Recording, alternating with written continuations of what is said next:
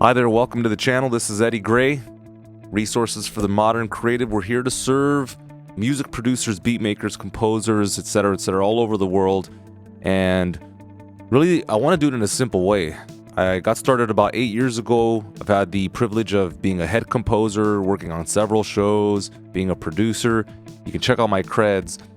But in my time in music, I found it vastly confusing to understand some of the most basic concepts.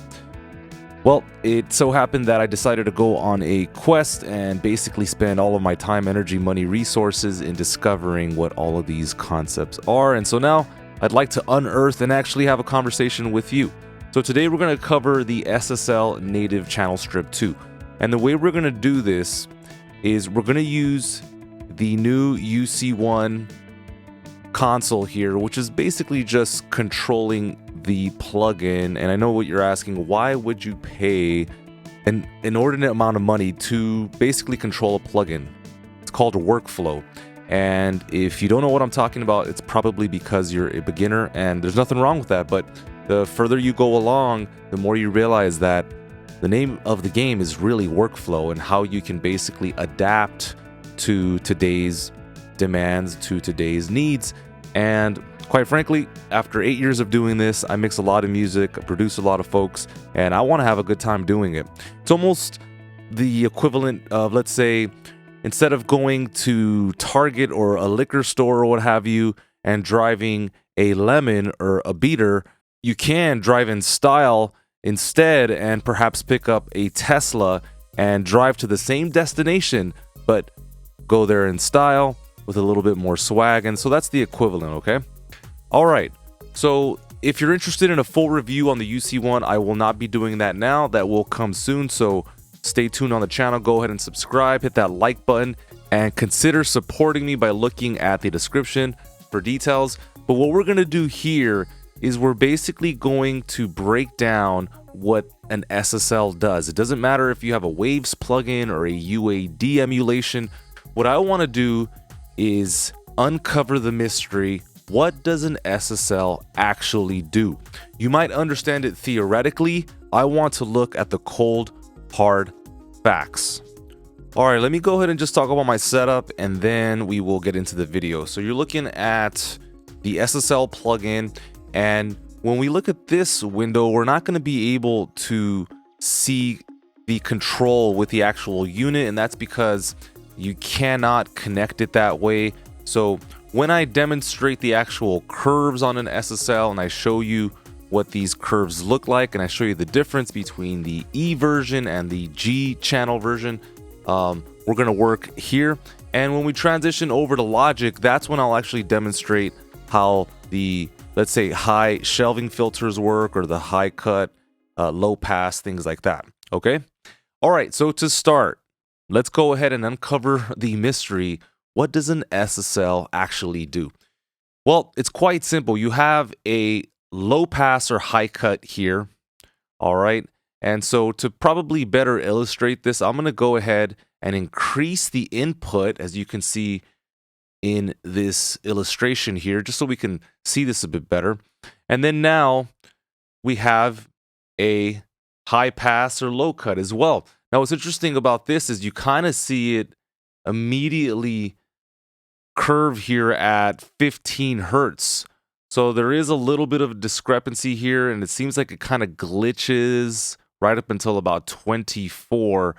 But this is not that hard to understand. I think most users that have an SSL channel strip, whether it's the Waves kind or any plugin alliance, we get that part. But maybe some of us are confused about the other portions of the channel strip. So from the top down, we have a low pass, high pass, or low cut, high cut. We have two fully parametric filters in the high mid filter and the low mid filter. And then we have two shelving filters in the high filter here, and then the LF or low filter. These can also be switched to bell filters by hitting those buttons respectively.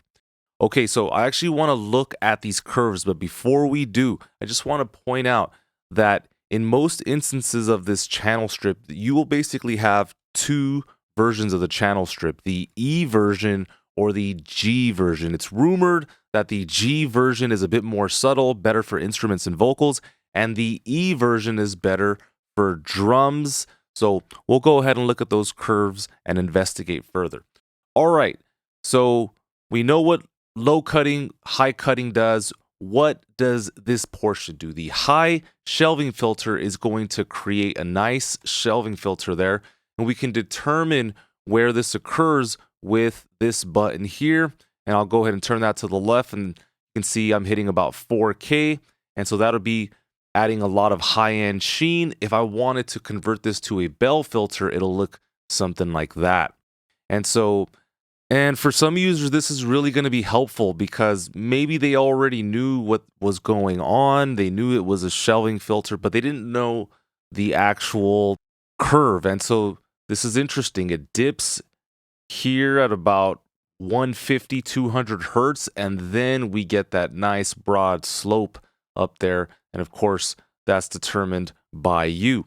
So you have your shelving filter here. That's great. We can convert that to a bell. Let's continue on. I will reset the curve. A high mid filter. So this is a parametric EQ where we can determine the Q of the signal.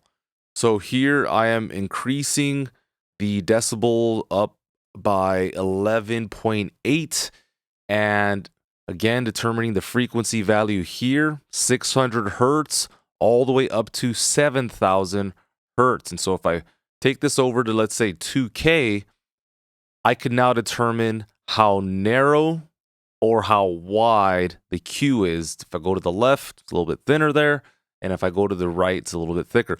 What surprised me, I got to be honest, because I have been using these for some time, and I've been doing so in a blind fashion. I never really understood how I was supposed to color the signal until I started playing with the UC1 and started hearing the subtle differences. Now, let's go ahead and pop in the E channel strip to see the difference. How different are these curves, and will it make a difference in my sound? So if I click there, you can see that there is quite a difference between the G channel strip, supposed to be more subtle from my understanding, and the E channel strip, which looks a little bit tighter. And so I can kind of see what they're saying. If you guys have any comments here, I'm really curious to hear your experience, your expertise when it comes to the G and the E channel strip. I'll keep it on the G though. All right, so low mid filter, what is that going to do? Again, our second fully parametric EQ. And here, let's go ahead and take away information at 800 hertz. This is going to go all the way up to 2K and then all the way down to 200. All right, and just like before, we can determine how narrow or how wide this is going to be. Again, no lie, I thought this was going to be a lot more aggressive. You know, when you use, let's say, the Logic Channel EQ or the FabFilter Q3 or something like that, I thought I was going to be able to like really identify problem frequencies and, you know, be able to fish around like we do. But this is really not the same thing. But still interesting for sure. Just remember when you're using the channel strip that when you go to the left, you are making that curve more narrow, and when you're going to the right, you're making that a lot wider. Finally, when we go into this section here, we are adding a low shelf filter.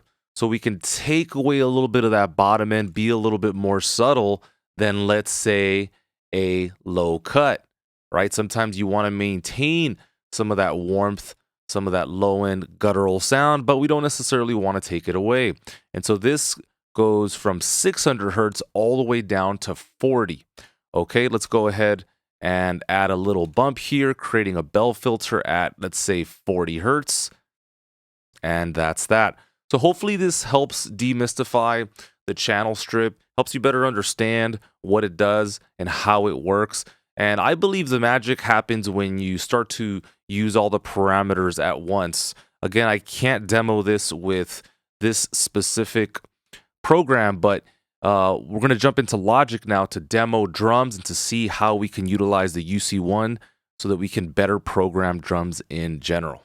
Okay, so now we're inside a Logic Pro, and the goal here is to manually show you how to work with the SSL Channel Strip. I have the UC one as mentioned. You don't have to get this. This is not imperative. For me, it was important simply because I've been doing this for a while. And like I said, after a while, I want to get to the destination in style, but it really doesn't matter. Assess where you are in your career and then make decisions responsibly. But here I am. I'm going to go ahead and mix a basic loop inside of the Apple Logic Pro library. And of course, normally I would stem something out and mix this in a much more detailed fashion. So look out for those videos. But for right now, all I want you to do is hear the colors that we get from the SSL. All right, let's go.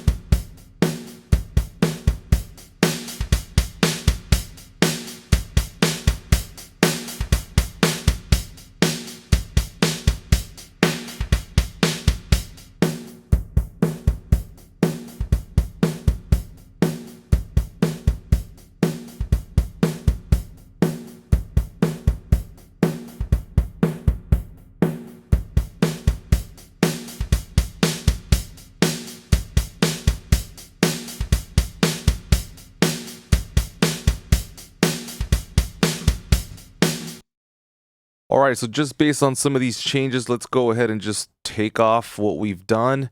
Let's listen to the source sound. And let's bring the channel strip back in. So it's really incredible what can be accomplished by merely adding a little bit of what the magic of SSL does. Again, this particular unit is not adding any coloration or any analog warmth. This strictly has to do with that SSL sound. You can only imagine what the real stuff sounds like. Okay, so I want to go ahead and bump up the kick drum a little bit here. Let's say at 40, 50 hertz. Let's go.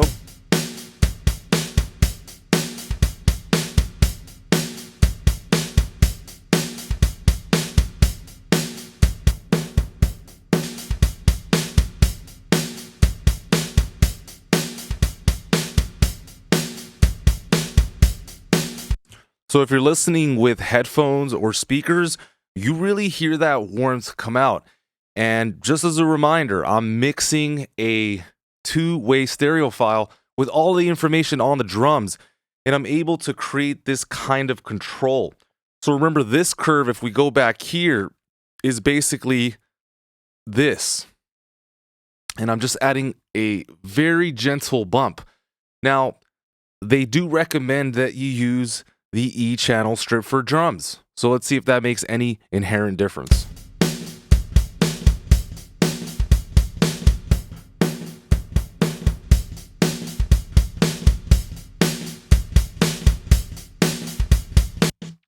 So I guess I'll leave that for you to decide. But you can already hear what a difference it's making in the overall sound. I'm completely hooked and I'm dedicating myself to the SSL brand for this year. I'm not sponsored or anything. I just really love the sound. Let's go ahead and just add a little bit of warmth, maybe just do a little bit of cutting, and then we'll call it a day.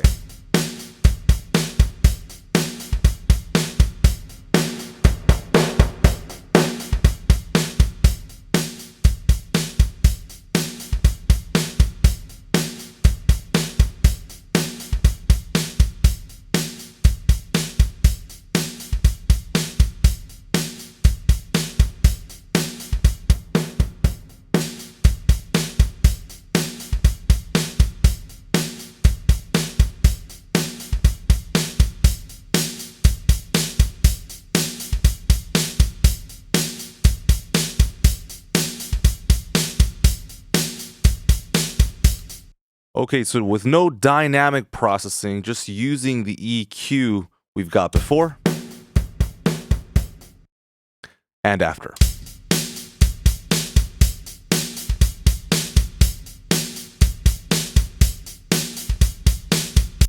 I'll go ahead and drop the input gain just to back off just a hair.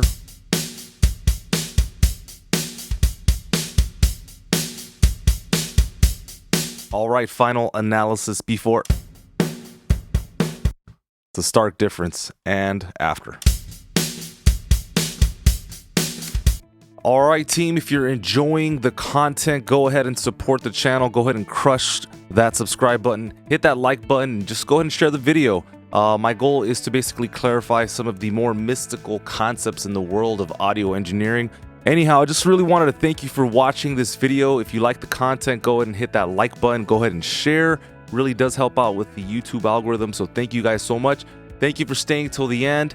And if you think anybody would find this useful, I think thousands of producers will. Go ahead and share it. And thank you so much for your time. I'll catch you guys on the next video. I will be covering the UC1 extensively, so stay tuned for that. And remember to always keep your frequency high. All right, guys, catch you on the next one. Cheers.